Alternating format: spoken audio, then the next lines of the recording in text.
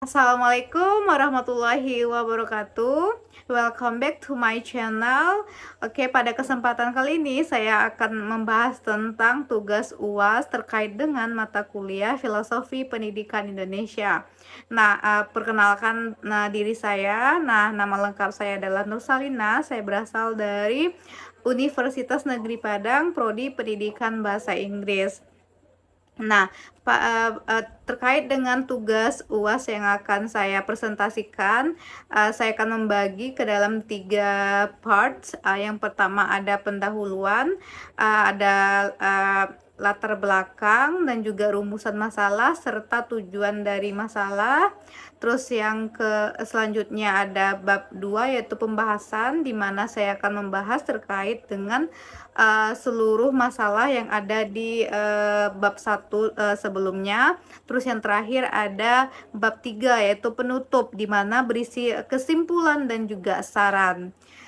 Pertama, ada bab pendahuluan di mana berisi latar belakang, yaitu pendidikan memiliki peran penting dalam kehidupan manusia. Karena yang dibentuk dalam proses pendidikan itu adalah seluruh aspek yang menjiwai kehidupan seseorang. Termasuk pola pikir dan juga tindakan yang ditata. Setelah itu penataan pola pikir dan juga tindakan yang baik atau yang etis itu akan terlihat dalam sikap kita sikap kita sebagai manusia dalam kehidupan keseharian. Antara pola pikir dan juga tindakan itu selalu dijembatani oleh falsafah pendidikan dengan demikian di sini pendidikan itu kemudian menjadi syarat untuk hidup. Di samping itu Bapak pendidikan kita, yaitu Bapak Ki Hajar Dewantara pernah menegaskan bahwa tujuan pendidikan itu adalah penguasaan diri. Sebab disinilah pendidikan itu memanusiakan manusia, yaitu dimana manusia itu menjadikan manusia lain itu lebih baik daripada sebelumnya, baik itu dari segi attitude, sikap ataupun kognitif atau kecerdasan manusia itu tersebut. Sebagai manusia Indonesia, kita perlu menyadari kembali bahwa akar persoalan pendidikan itu bukan sekadar mengasah kognitif saja atau hanya mengasah kecerdasan saja, tetapi juga harus memperbaiki attitude dan juga sikap-sikap yang lain, seperti dari segi afektif dan juga psikomotorik seseorang. Jika kita hanya memfokuskan atau menganggap kognitif saja yang lebih penting, maka akan lahirlah pribadi-pribadi yang pintar tetapi egois, cerdas tapi tipis akan kesadaran moral, dan juga terampil tapi tidak ada visi dan kurang kooperatif atau kurang bekerja sama, sehingga timbul rasa keegoisan. Jadi Bapak Pendidikan Indonesia, yaitu Bapak Ki Hajar Dewantara, menegaskan bahwa pendidikan itulah daya upaya untuk memerdekakan aspek lahir dan batiniah manusia. Maksudnya apa di sini? Bapak Ki Hajar Dewantara menegaskan bahwasanya manusia itu sudah memiliki kecerdasan dari sejak lahir dan juga batin seseorang tersebut.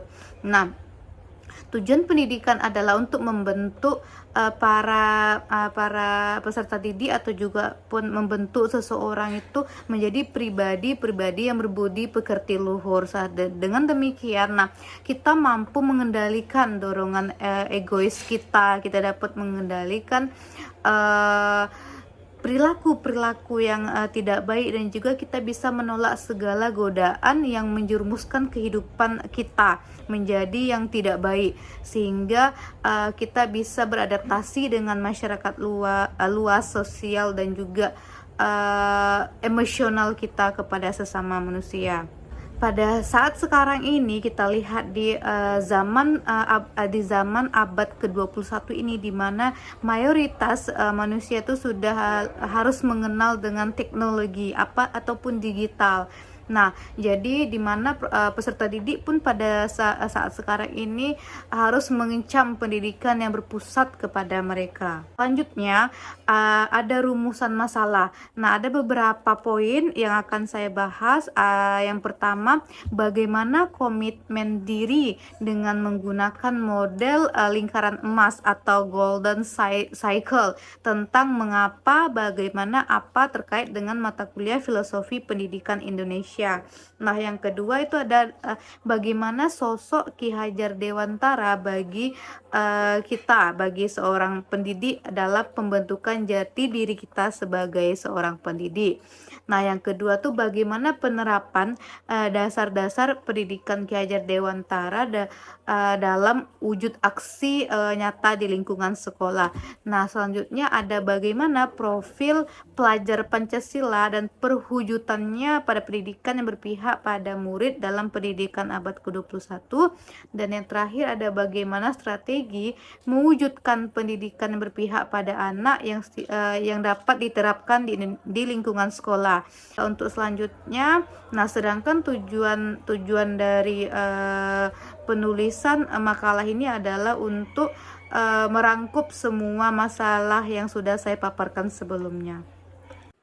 Oke, nah baiklah, saya akan melanjutkan ke bab 2, yaitu pembahasan, di mana di sini ada 5 poin yang akan saya ulas. Yang pertama, terkait dengan pertanyaan pertama, bagaimana komitmen diri dengan menggunakan model lingkaran emas atau golden cycle. Nah, tentang mengapa, bagaimana, apa dari mata kuliah filosofi pendidikan Indonesia. Oke, nah sebelumnya golden cycle atau lingkaran emas itu adalah sebuah konsep yang membantu seseorang dalam memahami alasan mengapa mereka itu melakukan sesuatu kegiatan. Nah, contoh kita sebagai pendidik, nah jadi dari lingkaran emas ini, dari konsep ini kita bisa mengetahui apa tujuan kita sebenarnya dalam mendidik peserta didik, apa tujuan kita dalam melakukan sebuah kegiatan tersebut. Nah, dan di sini ada beberapa pertanyaan terkait dengan golden cycle. Yang pertama, mengapa? Nah, mengapa saya mengikuti mata kuliah filosofi pendidikan nasional? Alasannya karena filosofi pendidikan nasional ini adalah mata kuliah wajib selama saya mengikuti program PPG Prajabatan 2022. Nah, selain itu tujuan saya mempelajari filosofi pendidikan adalah untuk mengetahui secara detail atau lebih dalam lagi tentang pengetahuan saya tentang apa itu pendidikan yang sebenarnya. Nah, bagaimana pendidikan itu yang sebenarnya, dan juga saya ingin mengetahui apa aspek-aspek yang terdapat dalam pendidikan itu tersebut. Nah, selanjutnya apa yang saya yakini? Ya, saya yakin dengan mempelajari mata kuliah filosofi ini saya akan menambah wawasan saya terkait dengan pendidikan itu sendiri. Nah, sebagai seorang calon pendidik, nah itu akan sangat bermanfaat bagi saya karena kita harus memahami apa itu pendidikan. Karena kita adalah seorang pendidik, ya kita harus memahami dulu dunia kita sendiri. Nah, supaya kita lebih mencintai profesi kita sebagai pendidik. Nah, apa yang memotivasi saya dalam perkuliahan filosofi ini? Nah, yang memotivasi saya itu adalah untuk meningkatkan pengetahuan dan juga pemahaman saya lebih dalam terkait dengan pendidikan itu sendiri. Nah, sebagai calon pendidik, ya saya harus mengetahui dasar-dasar apa yang harus saya lakukan untuk diajarkan kepada peserta didik dan juga untuk meningkatkan rasa cinta saya kepada profesi saya sendiri sebagai seorang pendidik, sehingga nanti apa yang akan saya ajarkan kepada peserta didik itu lebih bisa bermanfaat untuk mereka di kemudian hari. Karena jangan sampai profesi kita sebagai guru tetapi kita tidak mencintai dan tidak ikhlas untuk mengajar peserta didik kita sendiri. Nah, terkait dengan yang kedua tuh ada bagaimana. Nah, apa saja strategi yang akan saya terapkan untuk mencapai tujuan tersebut ya. Pertama tuh saya, strateginya yang pertama saya mengikuti perkuliahan filosofi pendidikan ini dengan, maksimal, dengan sungguh-sungguh. Nah, itu strategi yang dapat saya lakukan, sedangkan apa saja yang, saya butuhkan untuk menjalankan, strategi, saya tersebut yaitu usaha. Ya usaha saya dalam mengikuti perkuliahan ini dengan sungguh-sungguh. Pertanyaan yang terakhir itu ada yaitu apa saja yang langkah-langkah konkret yang akan saya, jalankan. Nah, langkah-langkah konkret yang akan saya jalankan tuh, seperti, saya mempelajari berbagai hal dari mata kuliah filosofi ini. Nah, saya belajar dari LMS, saya mendengarkan, dosen saya ketika menjelaskan di kelas dan juga berdiskusi dengan teman-teman, sejawat, dan juga mencari, bahan-bahan di media sosial dan sumber-sumber lainnya. Dan itu ada kapan saja saya menjalankan langkah-langkah tersebut, saya menjalankan langkah-langkah yang saya paparkan sebelumnya selama saya, mengikuti perkuliahan ini, yaitu Filosofi Pendidikan Indonesia. Kita lanjut ke, pertanyaan kedua, yaitu bagaimana sosok, Ki Hajar Dewantara bagi Bapak Ibu, dalam pembentukan jati diri seorang pendidik. Nah, yang kita ketahui ya, bahwasanya Bapak pendidikan itu adalah Bapak Ki Hajar Dewantara. Nah, beliau sudah banyak memberikan wawasan dan juga pengetahuan yang sangat bagus terkait dengan dunia pendidikan. Nah, ada satu hal dalam pemikiran, Bapak Ki Hajar Dewantara yang harus digarisbawahi, yaitu, tricosentris, yaitu di mana pendidikan itu, terdiri dari tiga buah aspek, yaitu ada keluarga, perguruan, dan juga masyarakat. Ini adalah sebuah kesatuan yang tidak bisa dipisahkan. Nah, bermula dari keluarga, di mana kita ketahui kita mengecam pendidikan sebelum ke sekolah itu di dalam keluarga kita sendiri. Mulai dari orang tua yang mengajarkan hal-hal kecil kepada kita. Nah, selanjutnya ada di sekolah, yaitu perguruan, mulai dari SD sampai mungkin ke sarjana atau, ke tingkat SMA.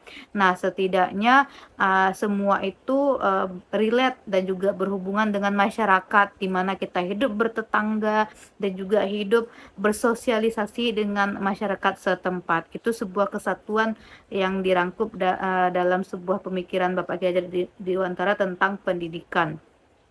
Nah, Bapak Ki Hajar Dewantara ini sosok yang sangat berjasa dalam kemajuan pendidikan dan pergerakan kemerdekaan bangsa Indonesia sendiri. Nah, sebagai generasi muda, ya saya harus bisa menghormati serta juga menjunjung tinggi buah pikir Bapak Ki Hajar Dewantara.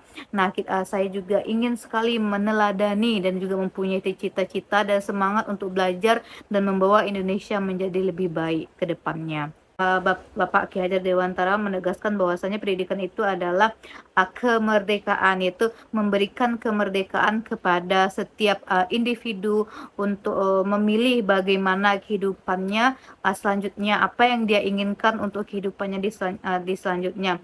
Karena itu bahwasanya nih manusia ini kita diberikan kebebasan dari, Tuhan Yang Maha Esa untuk mengatur kehidupan kita dan tetap berjalan sesuai dengan aturannya yang ada di dalam masyarakat.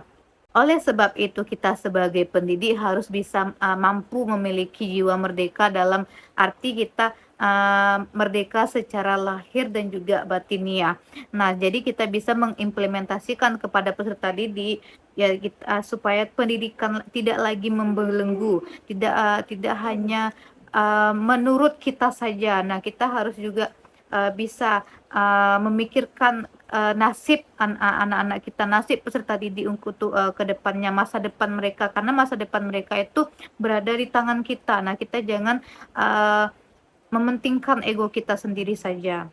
Bisa kita ulas, kisah, pendidikan kita, bermula dari masa penjajah, masa kolonial, sampai saat sekarang ini. Nah, kita flashback, lagi terkait dengan pendidikan kita pada masa, kolonial atau masa penjajahan, terdahulu, yaitu masa penjajahan Belanda. Nah, di sini di mana pendidikan itu hanya berfokus kepada orang-orang tertentu. Nah, bupati hanya mendirikan sekolah untuk calon pegawai yang hanya untuk membantu Belanda saja, mulai dari belajar membaca, menulis, dan juga menghitung. Nah, itu ketika masa penjajahan Belanda atau kolonial terdahulu. Nah, selanjutnya selanjutnya lahirlah Taman Siswa yang pertama kali didirikan di Indonesia. Pelopornya adalah Bapak Ki Hajar Dewantara sendiri. Nah, lahir Taman Siswa inilah membuka gerbang kepada penduduk Indonesia. Nah, selanjutnya pada masa pendidikan di masa penjajahan Jepang itu, Jepang memberikan pendidikan tuh kepada bangsa Indonesia hanya untuk menguntungkan perusahaan mereka sendiri. Nah, tetapi setelah kemerdekaan, akhirnya pola pikir rakyat Indonesia sudah berkembang, dan juga mereka sudah berpikir bahwasanya pendidikan itu adalah tempat segala benih kebudayaan yang harus diwariskan kepada generasi selanjutnya.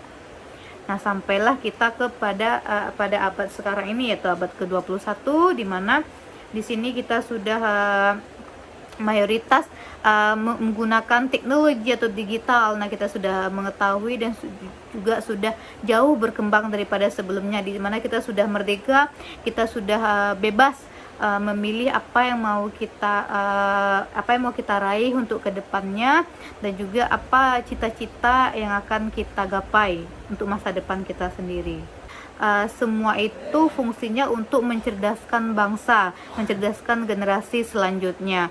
Nah, berarti mencerdaskan individu, namun menyesuaikan juga dengan kodrat alam dan juga kodrat zamannya. Nah, maksudnya di mana? Di mana kodrat alam yaitu sesuai dengan perkembangan dan juga perubahan alam itu tersendiri, dan juga kodrat zaman berarti sesuai dengan perubahan zaman itu sendiri. Nah, kodrat alam tuh bergantung dengan lingkungan di mana kita berada, dan juga kodrat zaman karena sekarang sudah fokus ke abad ke-21, jadi mayoritas menggunakan teknologi dan juga digital. Selain itu, dalam pemikiran Ki Hajar Dewantara, peran guru dalam pendidikan itu sangatlah penting. Tetapi bukan hanya peran guru, tetapi juga peran orang tua juga sangatlah penting. Nah, peran guru ini di mana guru di sekolah tuh hanya sebagai sistem among. Nah, ada sistem among, yaitu guru hanya sebagai pembimbing atau fasilitator. Nah, jadi guru hanya menggayat atau membimbing anak supaya mereka bisa mengeluarkan ide-ide atau juga kreatif mereka, sehingga mereka tidak takut lagi untuk memiliki pendapat, tidak takut lagi untuk mengeluarkan ide-ide. Jadi guru hanya sebagai fasilitasi saja di dalam ruang selama proses pembelajaran, sesuai dengan kodrat alam dan juga kodrat anak tersebut, sesuai dengan kebutuhan peserta didik itu tersendiri.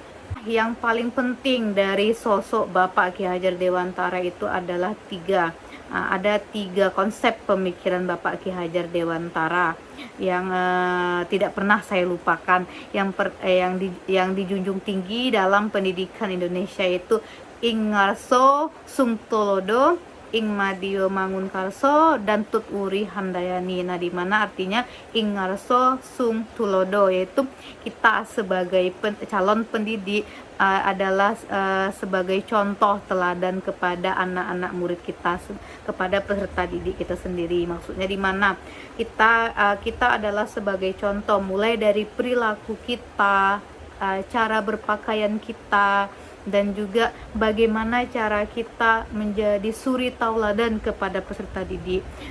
Barangkali peserta didik akan mengambil sisi positif dari kita.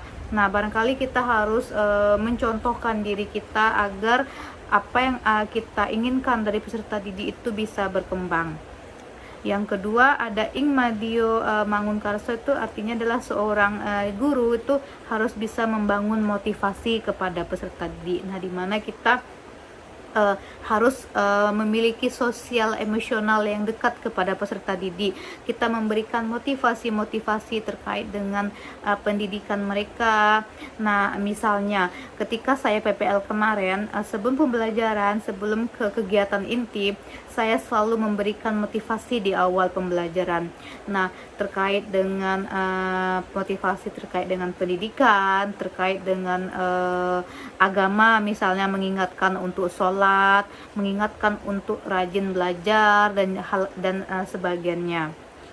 Nah, terakhir itu ada Tutwuri Handayani, di mana diartikan bahwa kita sebagai pendidik harus bisa menjadi panutan kepada peserta didik kita agar mereka memiliki budi pekerti yang luhur. Ini berkaitan dengan yang pertama tadi, Ingarso Sumtolodo. Setelah kita pergi ke pertanyaan nomor 3, yaitu bagaimana penerapan dasar-dasar pendidikan Ki Hajar Dewantara itu tersendiri dalam wujud aksi nyata di lingkungan sekolah. Memahami konsep pendidikan menurut Bapak Ki Hajar Dewantara itu merubah persepsi atau pola pikir saya terkait dengan pendidikan. Nah, di sini perubahannya itu adalah tentang proses pendidikan, di mana ternyata seorang guru bukan hanya sebagai satu-satunya sumber untuk peserta didik, di mana guru itu hanya adalah salah satu sumber bagi peserta didik. Mereka bebas mengeksplor, mencari dimanapun sumber belajar selain dari guru itu sendiri, misalnya dari buku, media sosial, lingkungan sekitar, dan lain-lainnya. Nah, selanjutnya perubahan yang dilakukan selama di kelas yaitu dengan fleksibel terhadap anak dalam proses pembelajaran. Nah, jadi kita tidak lagi mengatur atau membatas-batasi pemikiran peserta didik. Nah, kita harus memberikan ruang yang bebas atau kesempatan kepada peserta didik untuk menjelaskan atau untuk menuangkan ide-ide mereka selama proses pembelajaran. Nah, jadi itulah salah satu penerapan yang bisa kita terapkan selama proses pembelajaran agar pembelajaran itu tidak terbelenggu lagi. Mungkin penerapan selanjutnya bisa kita jadikan acuan itu adalah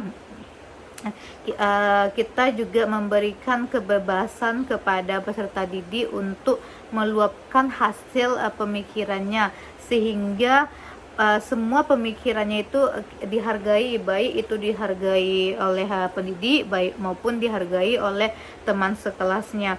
Karena sepengalaman saya, ada anak tuh yang pintar, tetapi dia karena takut untuk meluapkan ide atau takut untuk mengeksplor gagasan-gagasannya, karena sebelumnya udah terbiasa dibully, udah terbiasa tidak dihargai pendapatnya, jadi dia takut untuk mengeluarkan pendapat, sementara itu salah besar. Nah, kita sebagai pendidik harus menjembatani antara permasalahan itu sendiri, sehingga anak itu tidak takut lagi untuk mencoba meluapkan ide atau gagasannya. Kita lanjut ke pertanyaan keempat, di mana bagaimana profil pelajar Pancasila dan perwujudannya pada pendidikan yang berpihak pada murid dalam pendidikan abad ke-21 ini.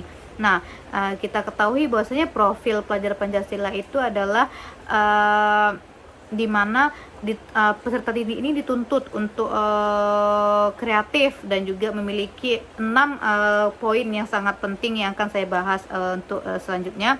Nah, di situ intinya peserta didik itu diharuskan untuk berkreatif, dan pendidikan itu diharuskan berpusat kepada peserta didik. Nah, di mana mereka di sana merdeka untuk memberikan kebebasan dan juga pendapat-pendapat mereka terkait dengan kodrat zaman dan kodrat alamnya, di mana terkait dengan lingkungan mereka tinggal, dan juga terkait dengan zaman sekarang yaitu abad ke-21 yang mayoritas menggunakan teknologi dan juga digital. Dalam abad ke-21 ini peserta didik harus bisa berpikir kritis, komunikasi, kreatif, dan juga kolaborasi, yaitu bekerja sama, di mana peserta didik itu dituntut untuk saling bekerja sama, bukan hanya individu saja.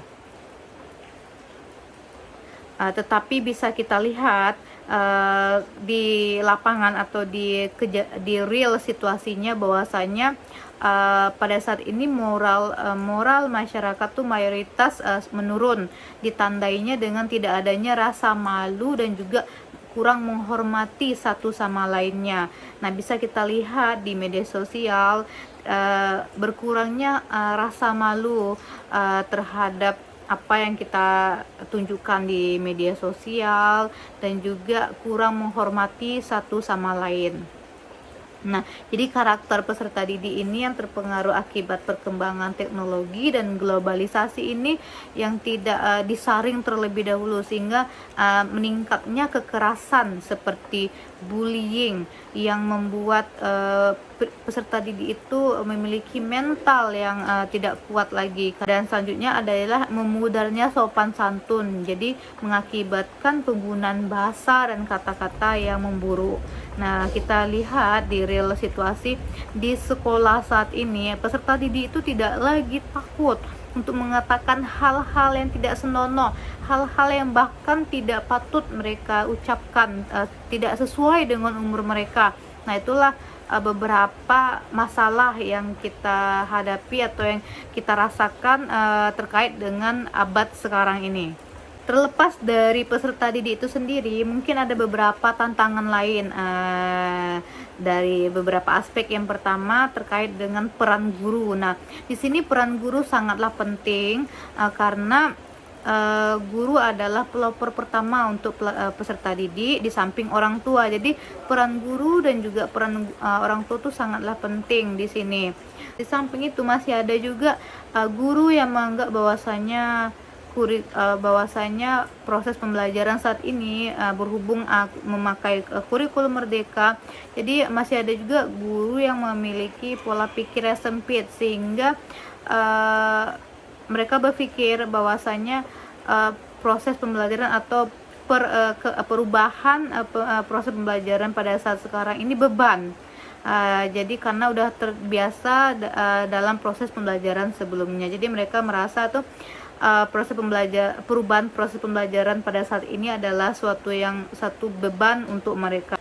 Nah, di sini pengimplementasian atau penerapan profil pelajar Pancasila sesuai dengan peserta didik dan juga abad 21 ini bisa kita lihat dari 6 aspek. Nah, yang pertama, karakteristik pertama yaitu beriman, bertakwa kepada Tuhan Yang Maha Esa, dan berakhlak mulia. Nah, bentuk pengimplementasiannya adalah di real sekolah, misal di pagi hari kita meminta mereka untuk membaca Al-Quran, jangan lupa sebelum dan sesudah pembelajaran membaca Al-Quran, dan juga ada sholat berjamaah secara bersama-sama dan menghargai satu sama lain.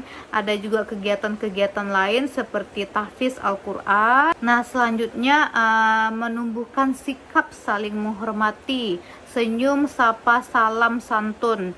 Nah, membiasakan salam kepada warga sekolah, menyapa dan juga senyum, menghargai orang yang lebih tua, dan juga menghormati sesama rekan sejawat mereka. Dan yang terakhir adalah menunjukkan rasa menghargai atau penghormatan antar suku, budaya, dan juga agama. Barangkali dikarenakan di SMP berhubung dengan saya PPL di SMP 34 Padang, di situ banyak sekali ras, mulai dari orang Batak, orang Minang, orang Jawa, dan juga bahkan ada yang agama yang berbeda, ada dari agama Hindu, Buddha, dan juga Islam, dan Kristen satu lagi. Nah, jadi saya lihat di sana anak-anak menghargai satu sama lain, meskipun contoh saya mengajar di kelas 91, 9A. Di sana ada anak-anak yang beragama Hindu bernama Adit, dan juga ada anak yang berkebutuhan khusus, karena di SMP 34 itu adalah salah satu sekolah inklusi. Nah, meskipun mereka berdua berbeda di sana, tetapi mereka tidak merasa minoritas, karena teman-teman mereka menghargai mereka, bahkan mereka memiliki semangat yang tinggi untuk belajar. Selanjutnya karakteristik kedua yakni berkebinekaan global. Nah, di sini pengimplementasiannya bisa kita arahkan seperti guru mengajarkan kegiatan muatan lokal terkait dengan budaya-budaya setempat. Contoh, kalau di SMP 34 Padang kemarin saya lihat itu di sana ada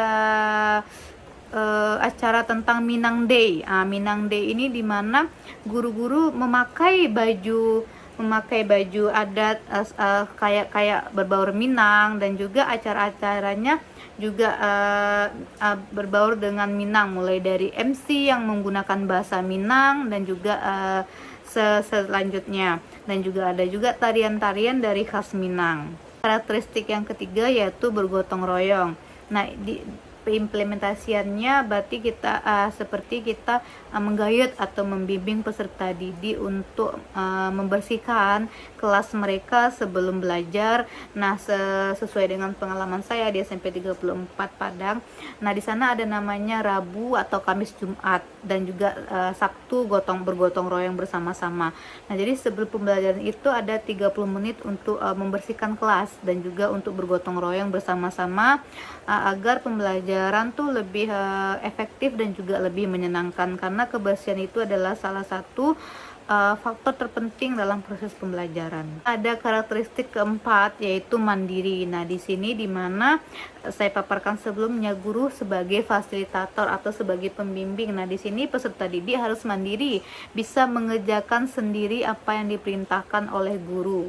Ada karakteristik kelima yakni bernalar kritis. Nah, di mana di sini mungkin implementasiannya barangkali bisa kita lihat di kegiatan awal ketika proses pembelajaran, kita memberikan beberapa pertanyaan pemantik kepada peserta didik. Nah, di sana kita bisa menilai bagaimana mereka berpikir kritis untuk menjawab pertanyaan-pertanyaan yang kita ajukan, dan juga ketika berdiskusi bersama teman sekelompok mereka, bagaimana cara mereka untuk menjawab soal yang kita berikan kepada mereka secara kritis.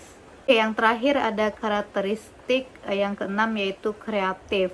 Nah, barangkali di sini implementasiannya bisa kita lihat bahwasanya kita memberikan space atau ruang kepada peserta didik untuk menyalurkan minat bakat mereka masing-masing, karena kita ketahui bahwasanya semua anak itu adalah istimewa, semua anak unik dengan memiliki potensinya masing-masing. Ada yang berbakat di dalam seni, contohnya menari, bernyanyi, dan juga lain-lain. Ada yang berbakat di bidang akademik, berarti kita kasih ruang seperti mengikuti lomba-lomba English. Misal kemarin ada English Festival di SMP 34, terus dan juga mata-mata pelajaran lainnya, dan juga ada olahraga seperti taekwondo, karate, dan lain-lain. Dan yang paling penting misalnya ada keagamaan seperti tahfiz, menghafal 30 juz, dan lain-lain. Pertanyaan yang terakhir itu strategi mewujudkan pendidikan yang berpihak pada anak yang sebaiknya diterapkan di lingkungan sekolah. Nah, pada hakikatnya tuh pendidikan adalah usaha sadar dan terencana untuk mewujudkan suasana belajar dan proses pembelajaran yang memungkinkan peserta didik itu secara aktif mengembangkan potensi dirinya sendiri. Nah, sebelum itu di lingkungan saya PPL kemarin di SMP 34 Padang, masih ada juga saya melihat guru yang berfokus hanya kepada teacher center. Masih ada juga yang belum beralih dari teacher center ke student center. Nah, di mana di sana guru hanya berfokus kepada buku saja. Nah, berfokus kepada LKS saja. Jadi bagaimana tujuan pembelajaran itu selesai. Jadi tidak lagi memikirkan kebutuhan peserta didik. Jadi hanya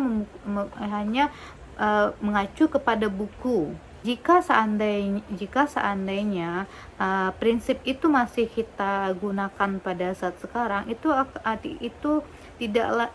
tidak akan merubah pola pikir kita, dan tidak bisa kita mengikuti perubahan dan juga perkembangan zaman.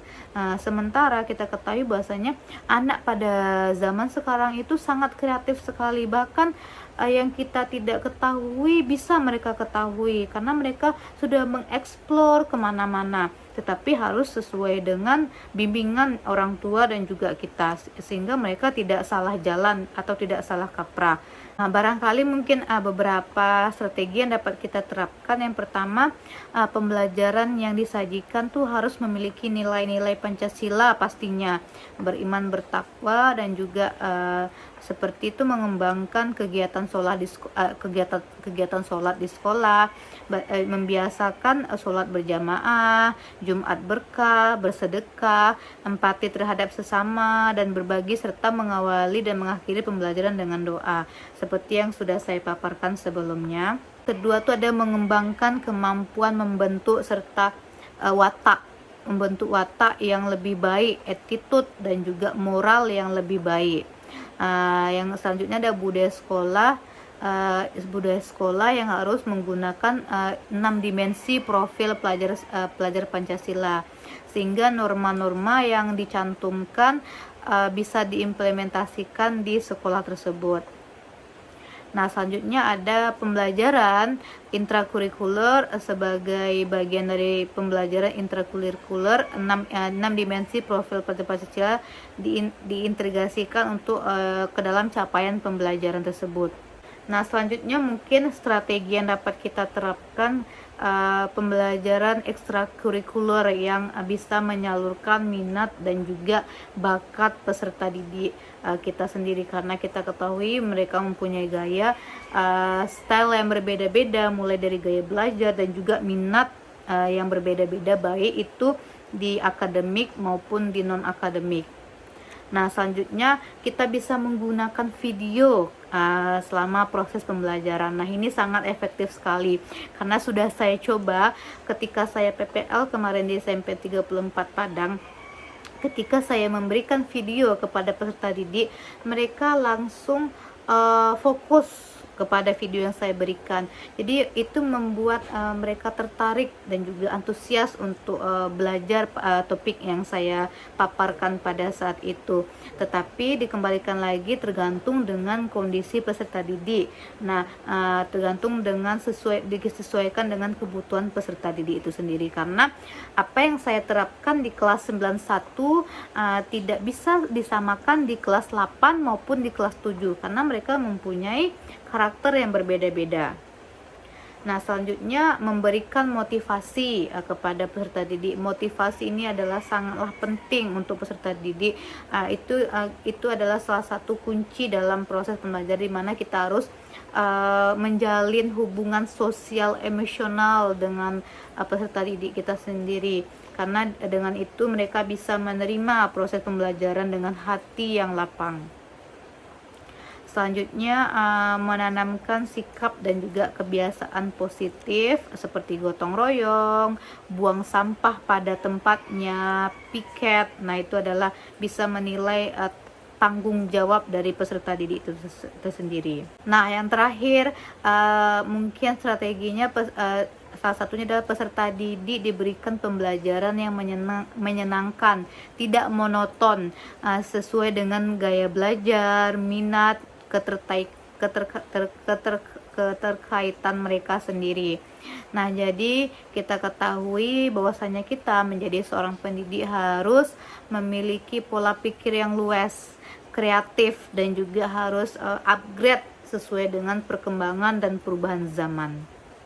Baiklah, untuk terakhir yang akan saya bahas yaitu bab ketiga, di mana penutup berisi kesimpulan dan juga saran.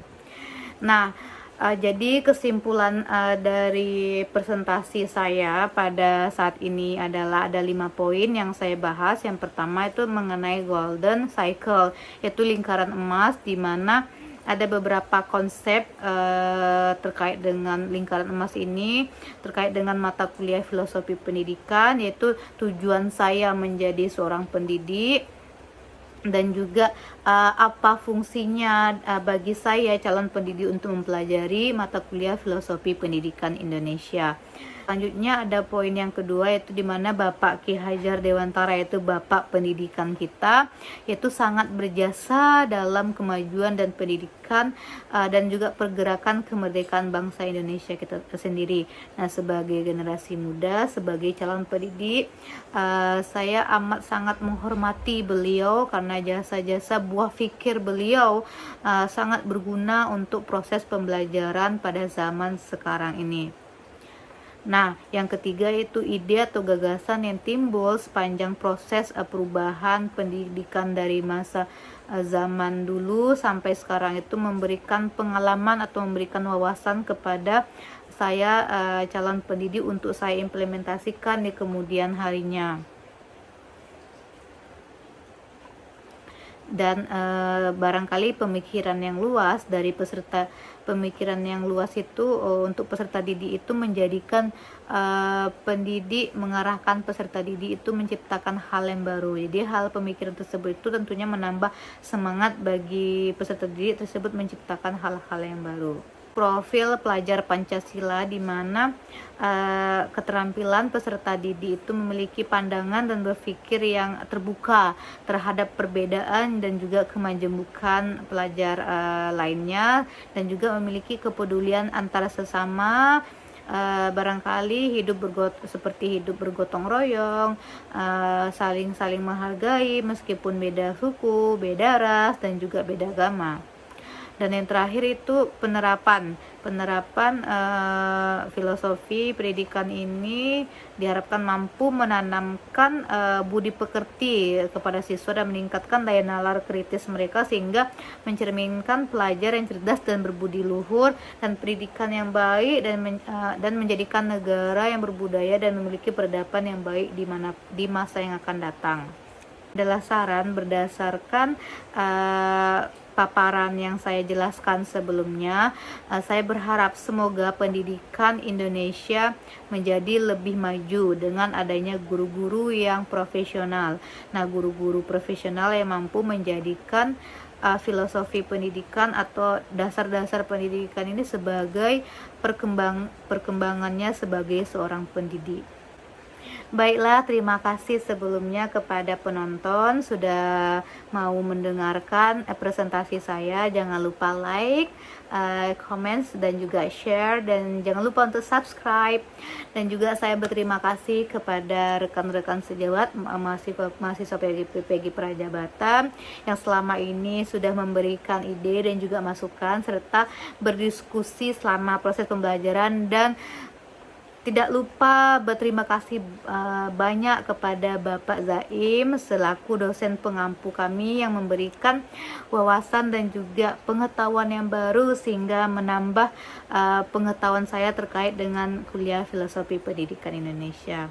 Nah, mohon maaf jika saya ada kesalahan, ada juga khilaf. Saya akhiri. Assalamualaikum warahmatullahi wabarakatuh.